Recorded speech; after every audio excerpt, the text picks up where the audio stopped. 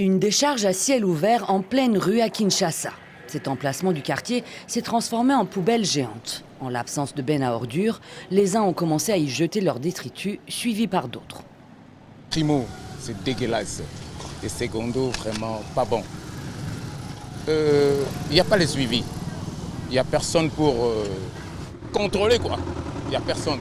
Pas de contrôle non plus au niveau de cette rivière de la capitale, qui charrie des milliers de déchets, en majorité plastiques, à tel point qu'elle est quasi obstruée. Que les autorités viennent d'écraser cette rivière pour nous. Cette rivière, c'est la rivière de Gombe. Elle sépare 2 communes. Je connais cette rivière depuis mon enfance. Elle n'était pas dans cet état. Des décharges sauvages comme celle-ci se comptent par dizaines éparpillées à travers les 24 communes de Kinshasa, capitale tentaculaire de 17 millions d'habitants. Selon une étude du journal scientifique Elion, la ville produit près de 8000 tonnes de déchets solides par jour.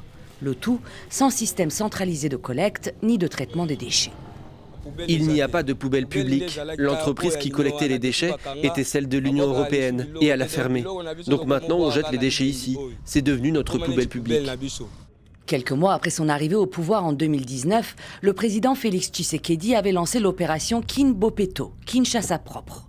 5 ans plus tard, force est de constater que la ville déborde toujours de détritus.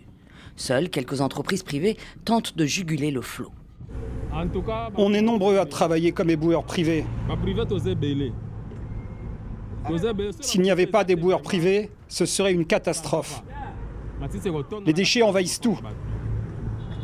Le nouveau gouverneur de Kinshasa admet qu'il n'y a ni décharge finale, ni centre d'enfouissement pour la ville.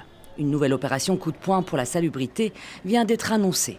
Les Kinois espèrent juste que cette fois, il y aura des solutions dans la durée.